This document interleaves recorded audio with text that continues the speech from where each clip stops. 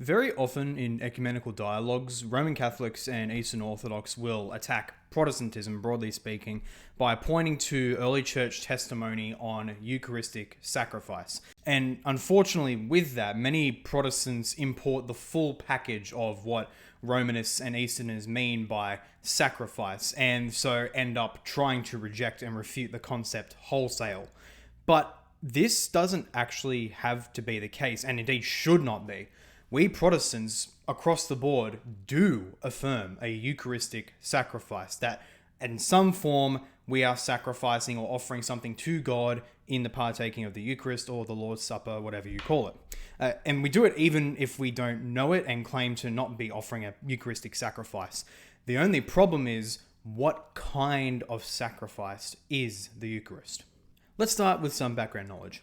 Arguably, the most well-known sacrifices to us from the times of ancient Israel would be the sacrifice of the Day of Atonement, which forgave the sins of all Israel, as well as individual level sin offerings, which forgave sins on a personal level. But there are actually multiple other kinds of sacrifices with distinct purposes. For one very key example, which I want to focus on to frame the rest of this video, let's look at Leviticus chapter 7, verses 11 to 18. And this is the law of the sacrifice of peace offerings that one may offer to the Lord. If he offers it for a thanksgiving, he shall offer with the thanksgiving sacrifice unleavened loaves mixed with oil, unleavened wafers smeared with oil, and loaves of fine flour well mixed with oil. With the sacrifice of his peace offerings for thanksgiving, he shall bring his offering with loaves of leavened bread, and from it he shall offer one loaf from each offering as a gift to the Lord.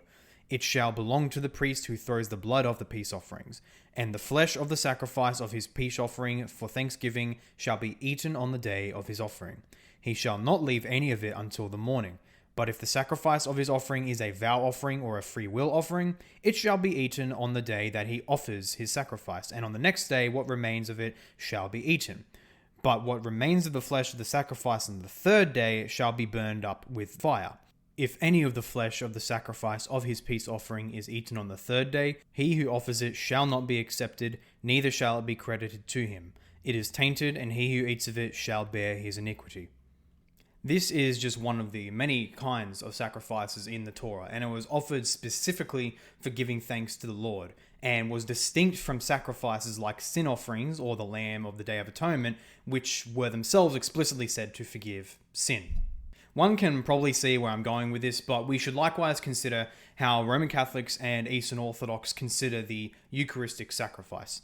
They believe that the consecrated elements of the bread and wine are truly the body and blood of Christ. Ontologically, in their very being, they are the body and blood of Christ, not merely a representation of such. And that because of this, in the Mass or in the Divine Liturgy, in the Eucharistic part of the service, we participate in the one event of the atonement, in Christ's one true sacrifice. So they're not offering a new sacrifice, they're not re-sacrificing Christ's body, but they are truly how should we say, representing that same one body sacrificed at Golgotha, and that through this we partake in the one sacrifice and attain its benefits. They agree that additionally the Eucharist is a sacrifice of praise and thanksgiving, but most fundamentally in the core of its purpose, it is how we receive the one sacrifice of atonement at the cross. Now, keep in mind these category distinctions. Offerings of thanksgiving versus sin offerings, including the Eucharistic sacrifice in the Roman and Eastern systems, as active participation in the one sacrifice for all sins. Now, Romanists and Easterners argue quite strongly that the Church Fathers all affirm the Eucharistic sacrifice, or more specifically, their view of the Eucharistic sacrifice, although they falsely believe that Protestants Many at least falsely believe that Protestants wholesale reject the concept of a Eucharistic sacrifice. A favorite example they'll raise is Justin Martyr, because of his very early witness in the mid-2nd century. And in his dialogue with Trypho, he links the Eucharist with the prophecy of Malachi concerning the unworthiness of Israel's offerings, and that Christians have rectified this in their offerings of the Eucharist. And this is then taken as a decisive slam against Protestants who deny the Eucharistic sacrifice and our real participation in Christ's one sacrifice. But when we recognize the category distinctions that I just raised earlier, Justin Martyr doesn't appear to demonstrate a particularly Romanist or Eastern view on the sacrifice of the Eucharist at all. And the key passage we need to look at is chapter 117 of his dialogue with Trypho, a Jewish interlocutor, wherein he writes the following. Accordingly, God, anticipating all the sacrifices which we offer through this name, and which Jesus the Christ enjoined us to offer, that is, in the thanksgiving of the bread and the cup, and which are presented by Christians in all places throughout the world, bears witness that they are well-pleasing to him. But he utterly rejects those presented by you and by those priests of yours, saying, And I will not accept your sacrifices at your hands, for from the rising of the sun to its setting, my name is glorified among the Gentiles, but you profane it. Yet even now, in your love of contention, you assert that God does not accept the sacrifices of those who dwelt then in Jerusalem and were called Israelites, but says that he is pleased with the prayers of individuals of that nation then dispersed, and calls their prayers sacrifices. Now, that prayers and thanksgiving, when offered by worthy men, are the only perfect and well-pleasing sacrifices to God, I also admit. For such alone Christians have undertaken to offer, and in the remembrance effected by their solid and liquid food, whereby the suffering of the Son of God which he endured is brought to mind, whose name the high priests of your nation and your teachers have caused to be profaned and blasphemed over all the earth.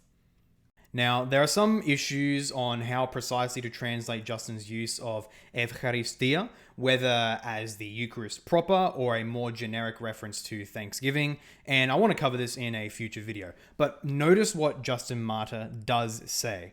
Prayers and thanksgivings, literally Eucharists, plural, are the only sacrifices that Christians give today, and the express purpose of this Eucharistic sacrifice is to bring to mind the suffering of the Son of God.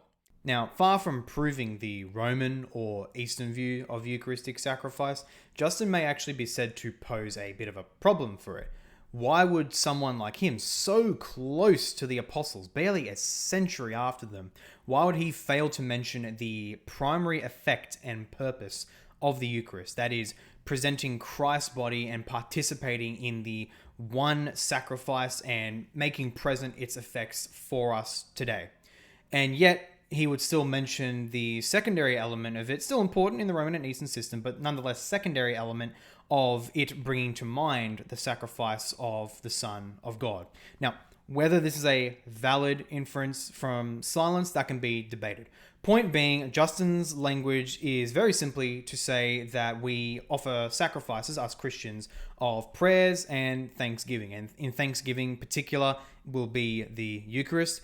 And he doesn't specifically mention any of the Roman or Eastern particularities of the Eucharistic sacrifice. Again, doesn't necessarily mean that he doesn't believe them, that can be argued. But nonetheless, his statements on this allow for a Protestant conception of the Eucharistic sacrifice, that the bread and the wine itself are being offered as sacrifice of thanksgiving, fundamentally as a reminder of Christ's sacrifice, which otherwise for us truly was once and for all, and does not have to be made really manifest every single Mass.